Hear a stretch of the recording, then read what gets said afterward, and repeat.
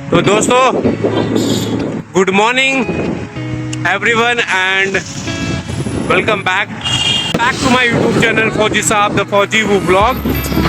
अभी क्या है, अभी हो चुकी है रात और मैं गुड मॉर्निंग इसलिए बोल रहा हूँ क्योंकि मैं रात को ब्लॉग स्टार्ट कर रहा हूँ। सुबह मैं ब्लॉग स्टार्ट नहीं कर पाया था क्योंकि सुबह लेट उठे और फिर ऑफिस के लिए लेट हो गए, तो जल्दी करना पड़ा, ऑफिस पहुंचना पड़ा। फिर ऑफिस में सुबह से टाइम नहीं मिला बिल्कुल भी, एंड आज पढ़ाई का भी टाइम नहीं मिला बिल्कुल भी। तो अभी मैं स्टार्ट कर रहा हूँ अपना व्लॉग क्योंकि this is day 2 of our NEET preparation. And अभी घर चलते हैं और थोड़ा बहुत पढ़ते हैं और कल वाला भी रिवाइज करते हैं क्योंकि आज बिल्कुल टाइम नहीं मिला। तो वीडियो तो डालनी है, वो डालेंगे डे 2। तो चलिए चलते हैं, पहुंचते घर पे। तो गाइस, अभी हम लोग ऑफिस से जस्ट आए हुए हैं और अभी हमारे घर पे काम चल रहा है चूहे वाला, जो कि चूहे ने हमें बहुत ज्यादा परेशान कर रखा है, तो उसी का काम चल रहा है। मैं दिखाता हूँ कि जाली लगाई जा रही है वहाँ पे, लेकिन मेरे को लग नहीं रहा कि वो सक्सेसफुल होंगे। हमें किसी को बुलाना पड़ेगा जो कि इसको परमानेंटली सॉल्व कर पाएगा। अभी टेम्परेरी काम कर रहे हैं, अभी परमानेंट इसको सॉल्व करने के लिए हमें कल किसी को बुलाना पड़ेगा, तो ये सही हो पाएगा। ये देखिए हमारे भैया यहाँ पे काम कर रहे हैं, इन्होंने ये जुगाड़ लगाया था, अभी फाइनल जुगाड़। तो हमारे मास्टर भैया ये लगा रहे हैं, कवर कर रहे हैं टेम्परेरी, और कल हमें बुलाना पड़ेगा किसी वर्कर को जो कि इसको परमानेंटली पीछे से और आगे से इसको क्लोज कर पाएगा। फिर फाइनली हमें चूहे से राहत मिल पाएगी। वैसे कल हमने रात को ये लगाया था, ये चूहे पकड़ने वाला, लेकिन चूहे 2 बार इसमें पकड़ा गया, तो अभी वो बहुत ज़्यादा सतर्क हो गया है कि इसमें उसको फंसना नहीं है। तो कल यहाँ पे वो नहीं आया, वो अलग से आया और रोटी अलग से, यहाँ से हमने रखी हुई थी रोटी, यहाँ से निकाल के वहाँ खा लिया, और ये भी वहीं रखा हुआ था, लेकिन इसमें नहीं घुसा, वो रोटी उसने अलग से लेके खाया। तो आप समझ सकते हैं कितने इंटेलिजेंट होते हैं चूहे लोग, कि उनको पता चल गया कि बार बार वो इसी में फंस रहा है, इस ट्रैप में, तो उसको पता चल गया कि भाई इस ट्रैप में नहीं फंसना है, तो वो इसमें नहीं फंस रहा है। तो अभी देखते हैं, आज तो और ट्राई करके देखते हैं कि भाई साहब स्मार्ट हुआ है कि चूहा, या फिर ऐसे ही हमें बेवकूफ़ बना रहा है, या फिर तुक्का था वो। तो चलिए अभी टाइम वेस्ट नहीं करते हैं, हमें आज बिल्कुल टाइम नहीं मिला है, तो अभी टाइम निकालते हैं और हमारा डिवीजन और जो भी है वो काम करते हैं। तो गाइस, दिल्ली में बहुत ज़्यादा ठंड बढ़ चुकी है, और जो हमने बोला था हम लोग थोड़ा रिवाइज कर लेंगे। हमारा जो बैकलॉग था कि हर चीज़ में बैकलॉग हो गया था, फिजिक्स में, केमिस्ट्री में, बायोलॉजी में, जूलॉजी में, सब में बैकलॉग हो चुका है। तो फिजिक्स में बहुत ज़्यादा बैकलॉग हो चुका है, तो मैं सोच रहा हूँ फिजिक्स और केमिस्ट्री को अगर पहले निपटा दिया जाए तो सही रहेगा। तो मैं वही निपटा रहा हूँ। तो मैंने अपने पुराने नोट्स निकाले, तो मैंने पहले जब मैंने क्लास 11 स्टार्ट किया, तो उससे पहले मैंने जो बेसिक्स था वो क्लियर किया था, तो उसके नोट्स थे मेरे पास, तो आज वो बहुत ज़्यादा हेल्पफुल रहे। तो आज हमने क्या पढ़ा, मैंने पढ़ा है आज फिजिक्स का पहला चैप्टर क्लास 11 का, मतलब पढ़ा तो पहले ही था, बस रिवीजन किया हुआ, ठीक है, ताकि बैकलॉग कवर हो जाए दोबारा से। तो उसमें हमने पढ़ा यूनिट एंड मेजरमेंट, जिसमें क्या है, यूनिट्स के बारे में बताया गया है और फिजिकल क्वांटिटीज़ के बारे में बताया गया कि कितने टाइप की फिजिकल क्वांटिटीज़ है और यूनिट कौन कौन सी है। मैं जितना भी रिवीजन अभी करूँगा, अभी मैं बिना बुक देखे रिवीजन करूँगा। तो हमने आज ये पढ़ा है कि यूनिट एंड मेजरमेंट में यूनिट्स मतलब फिजिकल क्वांटिटी क्या होता है। फिजिकल क्वांटिटी वो होती है जिसको हम लोग मेजर कर सकते हैं, न्यूमेरिकल वे में मेजर कर सकते हैं। और यूनिट्स हमारे पास कौन कौन सी है, 3 टाइप की हमारी यूनिट्स होती है। फंडामेंटल यूनिट्स होती है, डिराइव्ड यूनिट्स होती है, एंड एक और यूनिट थी, पता नहीं क्या नाम था उसका, सप्लीमेंट्री यूनिट्स होती है। ये तीन टाइप की यूनिट्स होती है। कौन कौन सी, fundamental units, derived units and supplementary units. तो फंडामेंटल यूनिट्स जो फंडामेंटल यूनिट्स होती है, जिसमें कि आता है हमारा मास आता है, टाइम आता है, लेंथ आता है, अमाउंट ऑफ सब्सटेंस आता है, एंड ल्यूमिनेंस ऑफ इंटेंसिटी आता है, और एक और था यार, याद नहीं आ रहा। ऐसे कुछ है, 7 टाइप के कुछ है जो फंडामेंटल्स आते हैं, जो कि कहीं से डिराइव नहीं होती। और दूसरा है हमारा डिराइव्ड यूनिट्स। तो मैं बुक में देख के बिल्कुल भी नहीं रिवीजन करूंगा, मैं जो भी है ओपनली रिवीजन करेंगे, ताकि मेरे को भी पता चले मैं कितना कुछ याद हुआ है। फिर हमने पढ़ा है डायमेंशनल फार्मूला, कि डायमेंशनल फार्मूला क्या होता है और वो किस तरह से निकाला जाता है। एक होता है कि हमने फार्मूला अगर जैसे कि स्पीड का निकालना है डायमेंशनल फार्मूला, तो उसका एक मेथड है कि आप स्पीड का फार्मूला लगा दीजिए। जो स्पीड का फार्मूला होता है डिस्टेंस अपॉन टाइम, तो डिस्टेंस का जैसे कि MLT करके कुछ होता है, MLT के अंदर ही होता है। तो स्पीड का है फॉर्मूला डिस्टेंस अपॉन टाइम। तो डिस्टेंस का हम लोग जो डिस्टेंस होता है वो मीटर के अंदर आता है, तो मीटर का हम लोग एम में डाल देंगे, एम हमारा 0 हो जाएगा। और जो फिर डिस्टेंस अपॉन टाइम होगा, टाइम टी नीचे है, टाइम नीचे है, तो टी ऊपर चला जाएगा। अभी मैं पूरा अच्छे से डिटेल से बताऊंगा। तो टी ऊपर चला जाएगा तो हो जाएगा -1। तो हमारे स्पीड का डायमेंशन फॉर्मूला हो गया LT -1। तो LT-1 स्पीड का हो गया। ऐसे ही वेलोसिटी का होता है, ऐसे ही एक्सेलरेशन का फॉर्मूला आप चाहो तो याद कर सकते हो। 7 है जो कि बहुत ही ज़्यादा इंपॉर्टेंट है, जो कि हर जगह यूज़ होता है। वो है हमारा वेलोसिटी है, हमारा एक्सेलरेशन है, हमारा फोर्स है, हमारा प्रेशर है, हमारा एनर्जी एंड वर्क है, ग्रेविटेशनल है, एंड एक और प्लैंक कांस्टेंट है। ये सात सात चीज़ें हैं, मेरे को पता नहीं 7 बोली कि नहीं बोली। ये 7 चीज़ें हैं जो कि हर जगह यूज़ होती है। अभी मैं इसको कॉपी में बताऊंगा आपको कि कैसे निकाला जाता है प्रॉपर वे में। तो आज हमने इतना ही पढ़ा है कि डायमेंशनल फार्मूला कैसे निकालते हैं। अगर आपको फार्मूला याद है सबके जितने भी हैं, स्पीड के, वेलोसिटी के, डेंसिटी के, प्रेशर के, फोर्स के, जब फॉर्मूला याद है तो आपको आराम से याद करने की जरूरत नहीं है, फॉर्मूला बेस से भी निकाल सकते हो। याद करने से क्या होगा कि जल्दी जल्दी आप उसको टैकल कर सकते हो। तो चलिए अब हम लोग किताबों की तरफ घुसते हैं, और किताबों में मैं आपको बताता हूँ कि अब मैंने क्या पढ़ा। तो एक बार रिवाइज वैसे हो जाएगा। अभी मैंने बिना किताब देखे रिवीजन किया, अब किताब के अंदर घुस के थोड़ा सा रिवीजन कर लेते हैं, और आज का हम लोग एंड खत्म करते हैं, जो कि था आज हमारा डे 2। जो डे 2 नहीं था, डे 3 की तरफ था। वैसे टाइम नहीं मिला रिकॉर्ड करने का, लेकिन आगे से ट्राई करेंगे कि हम आराम से कर पाएँ, क्योंकि सुबह का मॉर्निंग रूटीन सेम रहता है, और मतलब सुबह तक तो सेम ही रहता है, तो रात का थोड़ा डिफरेंट रहता है। जैसे जैसे टाइम मिलता है हम लोग वैसे वैसे स्टडी कर लेते हैं, और वैसे टाइम थोड़ा कम ही मिलता है, तो उसकी वजह से थोड़ा डिफिकल्टी पीरियड रहता है। और बैकलॉग हमारे पास टाइम भी थोड़ा बहुत ज़्यादा कम टाइम है बैकलॉग कवर करने का, hardly 2 months, and we have to cover the backlog, and we have to be in that line. So only 2 months left. Let's see what's happened, and चलो आते हैं बुक की तरफ। कम तो गाइज हमने ये पढ़ा था यूनिट एंड मेजरमेंट। अभी बुक से वैसे मेमोराइज कर लिया, अब बुक से पढ़ लेते हैं।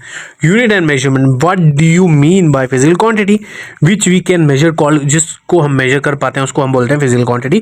Physical quantity, and sorry for my hand writing, क्योंकि जल्दी जल्दी में लिखा गया, इसकी वजह से थोड़ा स्कैटर्ड एंड थोड़ी गंदी सी हैंड राइटिंग आ रखी है। एंड कोई नहीं, हैंड राइटिंग छोड़ के हम लोग कंटेंट पे फोकस करते हैं। तो फिजिकल क्वांटिटी वो होती है विच वी कैन मेजर, ठीक है, जिसको हम लोग मेजर कर पाते हैं, वो फिजिकल क्वांटिटी होती है। What you mean by unit, unit क्या होती है? Measurement of any physical quantity, जो जिस चीज़ को हम लोग फिजिकल जो क्वांटिटी है उसको मेजर कर सकते हैं उसको हम लोग यूनिट बोलते हैं, जिसमें इन्वॉल्व होता है कंपैरिजन, कोई चीज़ से कंपैरिजन करना, सर्टेन बेसिक्स, ठीक है, और जो इंटरनेशनली एक्सेप्टेड हो, रेफरेंस स्टैंडर्ड जिसको माना गया उसको हम लोग यूनिट बोलते हैं, ठीक है। यूनिट के कुछ प्रॉपर्टीज़ है, प्रॉपर्टीज़ ऑफ यूनिट क्या क्या होता है। तो unit should be some, the unit should be some suitable size, मतलब एक सूटेबल साइज का यूनिट होना चाहिए। यूनिट को हमेशा सूटेबल साइज का होना चाहिए, वेल डिफाइंड होना चाहिए। उसको should not be change with the place, कोई प्लेस के साथ चेंज नहीं होना चाहिए। It should not be change with the time, time के साथ चेंज नहीं होना चाहिए, एंड उनको फिजिकल कंडीशन के साथ चेंज नहीं होना चाहिए। तो ये हो गया हमारा यूनिट। फिर हमने पढ़ा टाइप्स ऑफ यूनिट, कितने टाइप की यूनिट है, जो कि मैंने बता रखा था। फंडामेंटल यूनिट एक होती है, दूसरी डिराइव्ड यूनिट होती है, तीसरी सप्लीमेंट्री यूनिट होती है, ठीक है। तो फंडामेंटल यूनिट मैंने बताया था, सात टाइप की फंडामेंटल यूनिट होती है, जो कि दूसरों पे डिपेंड नहीं होती है। वो की है हमारा mass, time, length, current, amount of substance, luminous intensity and temperature, ठीक है। अभी मास को हम लोग m लिखते हैं, टाइम को t लिखते हैं, लेंथ को l लिखते हैं। तो ये क्या है, ये हमारे डायमेंशंस के लिए काम आएगा, ठीक है। मास को m होगा, और टाइम के लिए t होगा, लेंथ के लिए l होगा। तो फिर हमारा आता है डिराइव्ड यूनिट। डिराइव्ड यूनिट वो होता है कि जो फंडामेंटल यूनिट से डिराइव्ड होके जो बनता है, मतलब इन्हीं से साथ से डिराइव्ड यूनिट्स हमें बनती है। जैसा कि स्पीड हो गया, अभी स्पीड का फॉर्मूला क्या है? Distance upon time. डिस्टेंस को हम क्या बोलते हैं? लेंथ बोलते हैं। टाइम का टी, टाइम का टाइम आ गया, तो यहीं से डिराइव्ड होके स्पीड बनता है। Density, mass upon volume. तो मास तो ये रहा m, मास हमारा फंडामेंटल यूनिट में है, और वॉल्यूम मतलब लेंथ, तो लेंथ तो है हमारा इसमें, तो ये इनसे डिराइव्ड होकर बनती है। तो तीसरे आते हैं सप्लीमेंट्री यूनिट्स। सप्लीमेंट्री यूनिट्स हो गए एंगल एंड सॉलिड एंगल। जो डायमेंशंस यूनिट होते हैं, डायमेंशनलेस यूनिट होते हैं, उसको हम लोग सप्लीमेंट्री यूनिट बोलते हैं। तो अभी हम लोग पढ़ लेते हैं डायमेंशंस के शॉर्ट फॉर्म्स। जैसे कि मैंने बताया मास का m है, लेंथ का l है, टाइम का t है, तो ऐसे ही डायमेंशंस का शॉर्ट फॉर्म होता है। ठीक है, अभी हमें है कि डायमेंशन SI यूनिट का फुल फॉर्म क्या है, SI सिस्टम का फुल फॉर्म क्या है, इंटरनेशनल सिस्टम ऑफ यूनिट्स। इसका यही है कि इंटरनेशनली इन सबको रिकॉग्नाइज किया गया है। पहले SI यूनिट को हम लोग रिकॉग्नाइज करते थे, सिस्टम ऑफ यूनिट को आता था FPS, फुट पाउंड सिस्टम, जिसमें हम लोग लेंथ को फुट बोलते थे, मास को पाउंड में बोलते थे, टाइम को सेकंड में बोलते थे। फिर हमारा उसके बाद दोबारा चेंज हुआ, उसके बाद में आया सेंटीमीटर ग्राम सेकंड्स, जिसको हम बोलते थे CGS, जिसमें हम लेंथ को बोलते थे सेंटीमीटर, मास को बोलते थे ग्राम, टाइम को बोलते थे सेकंड। फिर हमारा आया था MKS, metre kilogram second. Length को हमने बोला मीटर, मास को हमने बोला किलोग्राम, टाइम को बोला सेकंड। फिर इसके बाद में जो SI है, जो MKS है, इसी को ही हमने SI यूनिट बना दिया था।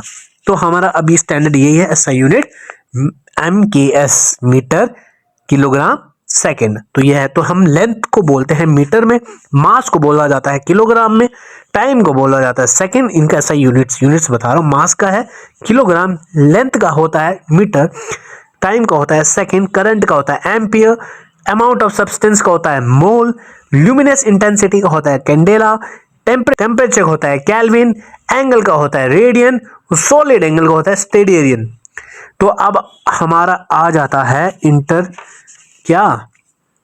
हमारा आता है डायमेंशन एनालिसिस, जो कि हमें निकालना होता है, जैसा स्पीड होता है उसका डायमेंशन एनालिसिस निकालना है। तो एक तो हमारे पास तरीका है कि इसको आप याद कर लीजिए, स्पीड और वेलोसिटी बोथ आर सेम, तो आप इनको याद कर लीजिए, जैसे LT-1।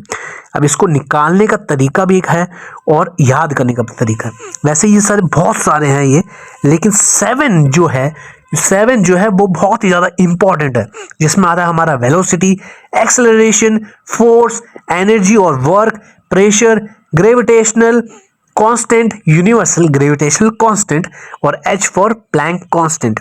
तो ये बहुत इंपॉर्टेंट है, इसी से आगे सबसे डिराइव होता रहता है। तो ये 7 है जो कि बहुत इंपॉर्टेंट है। तो वेलोसिटी का क्या है, LT-1। वेलोसिटी और स्पीड बोथ आर सेम, तो यहाँ थोड़ा मैंने गलत लिखा शायद। तो वेलोसिटी का है LT-1, एक्सेलरेशन का L1T-2, ओके, L1T-2।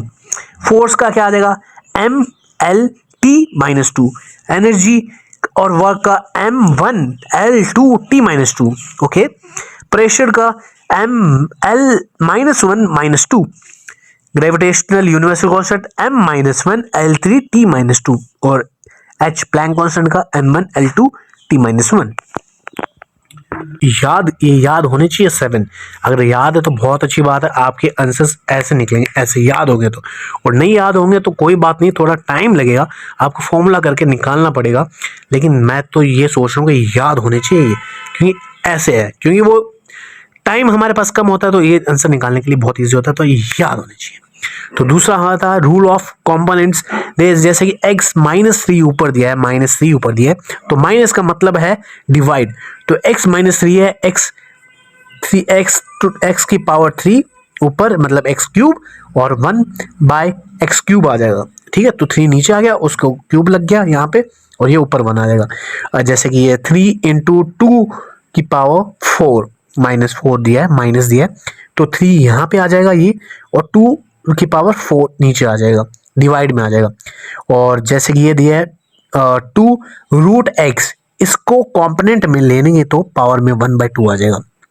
ठीक है, जैसे √2x, ये जो 2 यहाँ पे है, यहाँ पे जो 2 है, इसकी वैल्यू होती है 1/2। ये 2 है, ये 1/2 और x आ जाएगा। ये जब रूट हटे जाएगा तो ये 1/2 आ जाएगा यहाँ पे।